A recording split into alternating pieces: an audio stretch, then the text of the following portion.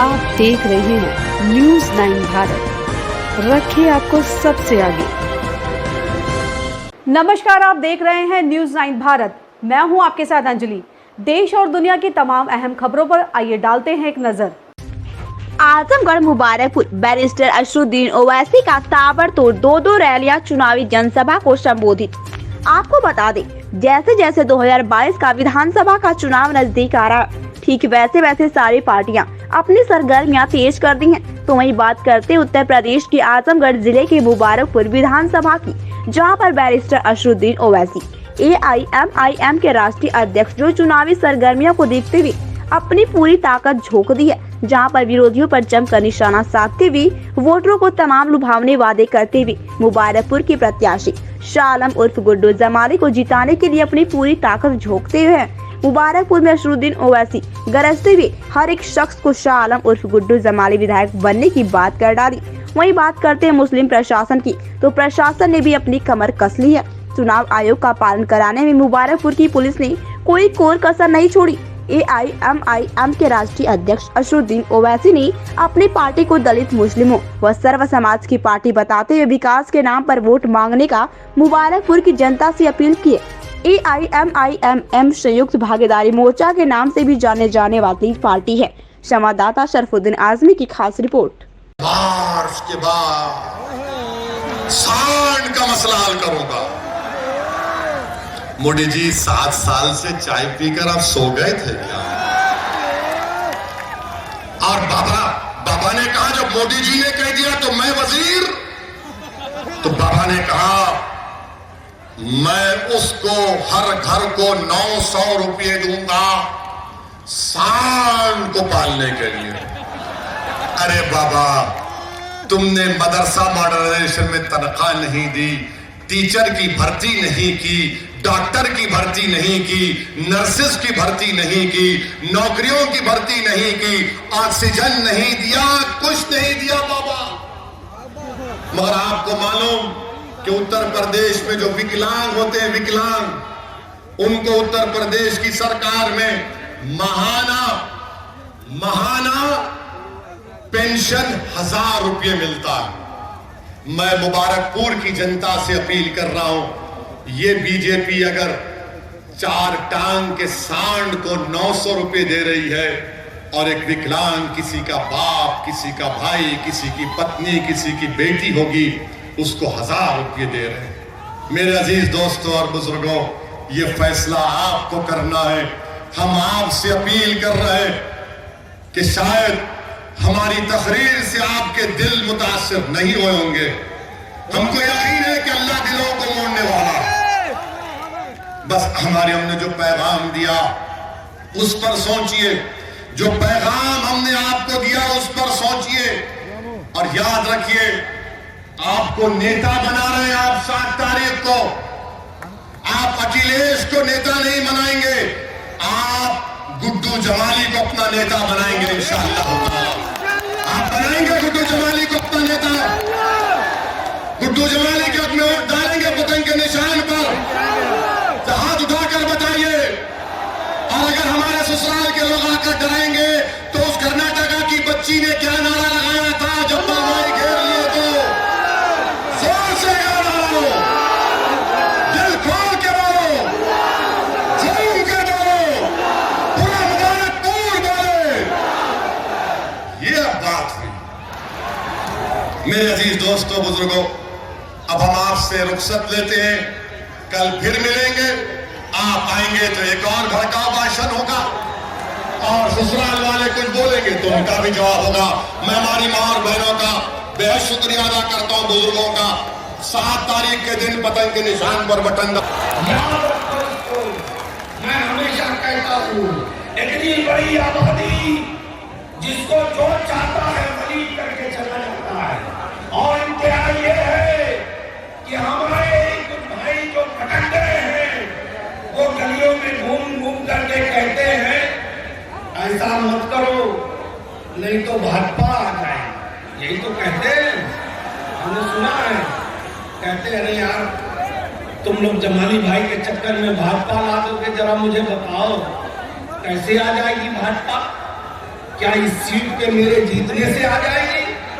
मेरे नेता ने कल ये बात कही है कि हम इस चाहते हैं कि इस प्रदेश में सेकुलर सरकार बने और हमें कुछ चाहिए भी नहीं। उस सेकुलर सरकार को बनाने में अगर हमारी कोई जरूरत होगी तो हम बिना कुछ लिए उसको बनवा दें। ये भाई साहब ने कहा है कल, तो मैं पूछता हूँ कैसे हम भाजपा को जिता रहे हैं। और मुझे तो वो भी याद है कि जब MIM नहीं थी तब क्यों नहीं रोक लिया आपने भाजपा को?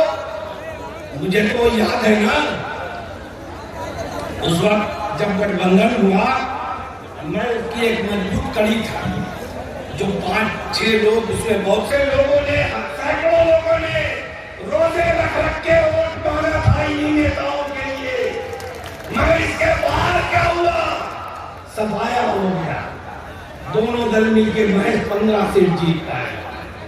शर्म आती है, अफसोस भी होता है कि बड़े बड़े नेता भी हार गए। तब कहा थे ये लोग जो कहते हैं ऐसा मत करो, भाजपा आ जाएगी। और मैं इससे पूछता हूं कि अगर आप इतने ही भाजपा को रोकने वाले थे तो हमारे बड़े भाई ने तो आपसे बार बार कहा, मैं देखता था मीडिया में, और मैं अक्सर कहता था कि यार जब जाने को तैयार है तो इनको भी ले लेना चाहिए। बार बार कहा कि हम भी चाहते हैं कि भाजपा रुके, जरूरत नहीं है क्योंकि आप पहले से ही इनके गुलाम हैं। ये आबादी तो हमने पहले से ही पट्टा लिखा रखा है अपने नाम पे, वरना इनकी क्या हैसियत थी? ये कहते, ये तो दौड़ के आते और कहते जो चाहिए ले लीजिए, हमारे साथ आ जाइए। इसलिए मेरे नौजवान साथियों, बुजुर्गों, मेरी बहनें, मेरी जो माओ के बराबर है वालदा, आप सुनिए, आप लोग अपनी ताकत को दिखाइए मुत्तहिद होकर के, ताकि हम लोग इस जिल्लत और इस गुलामी से छुटकारा पा सकें। ये लड़ाई महज एक सीट की नहीं है, इंशाअल्लाह यहाँ से तारीख लिखी जाएगी और उस तारीख के बाद प्रदेश में हमारी जिल्लत और गुलामी का सिलसिला खत्म हो जाएगा।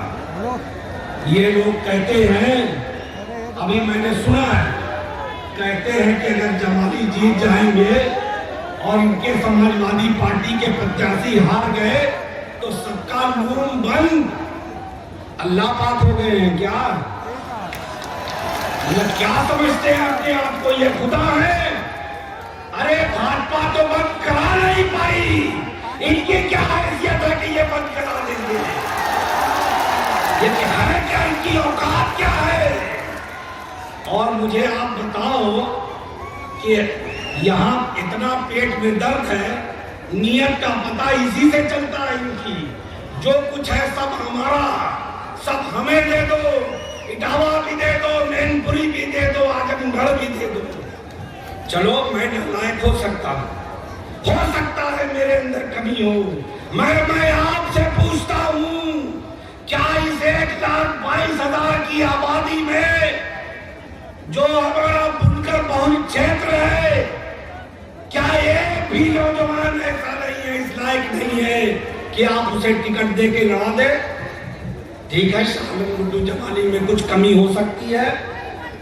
ये लोग जो आते हैं कभी इनसे पूछो क्या ऐसा क्यों है कि हम MLA में भी आपको वोट दें और MP भी आपको बनाएं, उसके बाद आप हमें आके धमकाओगे कि हम आपका लोन बंद करा देंगे। अरे तुम्हारी 7 पुश्तें गुजर जाएंगी, 7 पुश्तें गुजर जाएंगी, तुम्हारी औकात नहीं है कि तुम लोन बंद करा सको। और एक बात याद रखो, मैं कहता नहीं हूं, जाओ YouTube पे देखो, आजादी से लेकर आज 65 सालों में इस विधानसभा का कौन सा MLA ऐसा है जिसने आपकी लड़ाई सबसे ज्यादा विधानसभा में लड़ी है? वो नहीं था। जब पहली बार चुन करके गया तो मैंने बस स्टैंड का मुद्दा उठाया, लाइट का मुद्दा उठाया, और मैंने हमेशा कहा कि इस सेक्टर को आप प्रायोरिटी सेक्टर में ला करके इसको सब्सिडी दीजिए। मैं पहले अकेला था, अब तो इस देश की राजनीति का महाशय आपके साथ है।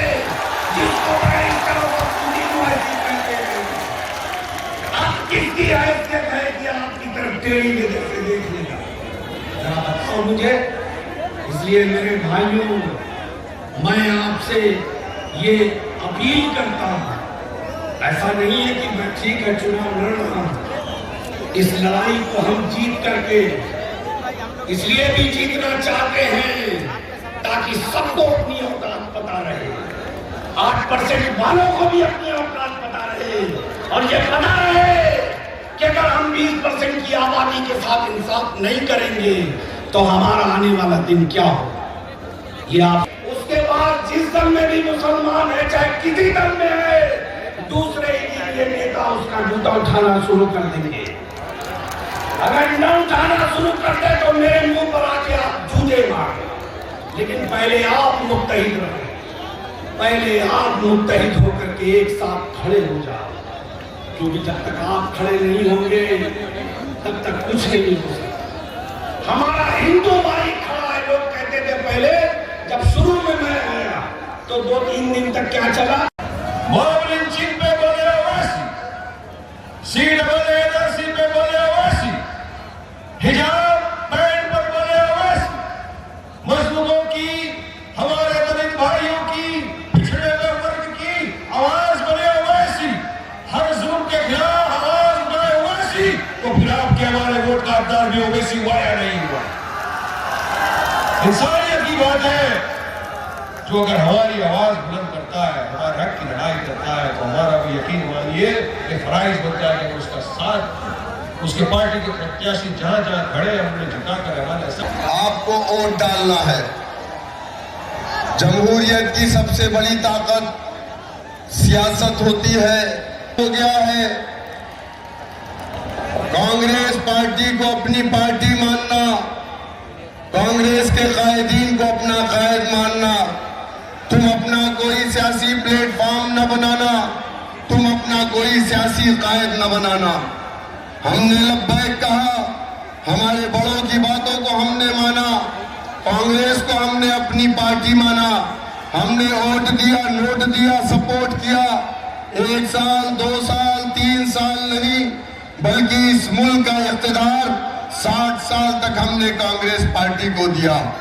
लेकिन मेरे दोस्तों, मेरे बुजुर्गों, आप मुझे बताइए, आजादी के बाद इस मुल्क के अंदर जहां पर अल्पसंख्यक समाज यानी मुस्लिम समाज 34% सरकारी नौकरियों में हुआ करता था, आज वो 1% नहीं है। उसका जिम्मेदार कौन है? मेरे अपना नेता मानो, समाजवादी पार्टी को अपनी पार्टी मानो। हमने मुलायम सिंह को अपना नेता माना, समाजवादी को अपनी पार्टी मानी, जबकि उत्तर प्रदेश के अंदर मुलायम सिंह के समाज से ताल्लुक रखने वाले सिर्फ 7% लोग हैं। लेकिन हमने फासिस्ट ताकतें मजबूत ना हो इसलिए हमने सेकुलर ताकतों का साथ दिया।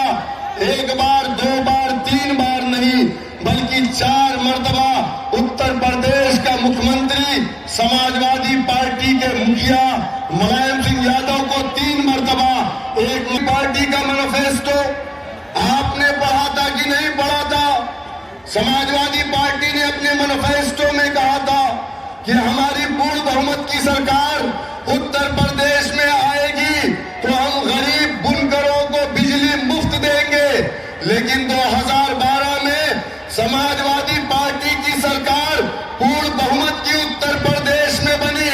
मैं अपने बुनकर समाज के भाइयों से पूछना चाहता हूं, क्या आपको 5 सालों तक बिजली मुफ्त मिली? नहीं मिली। इस तरीके से हमसे इन्होंने एक और वादा किया, रंगनाथ मिश्रा कमीशन की सिफारिश को लागू किया जाएगा और जो मुसलमान पिछड़ा है आप मुझे बताइए, रिजर्वेशन मिला? 18% रिजर्वेशन देने की बात कही थी, जबकि हम जानते हैं कि उत्तर। ऐसे ही तमाम खबरों के लिए बने रहिए हमारे साथ न्यूज़ 9 भारत पर। अब चाहूंगी इजाजत, नमस्कार।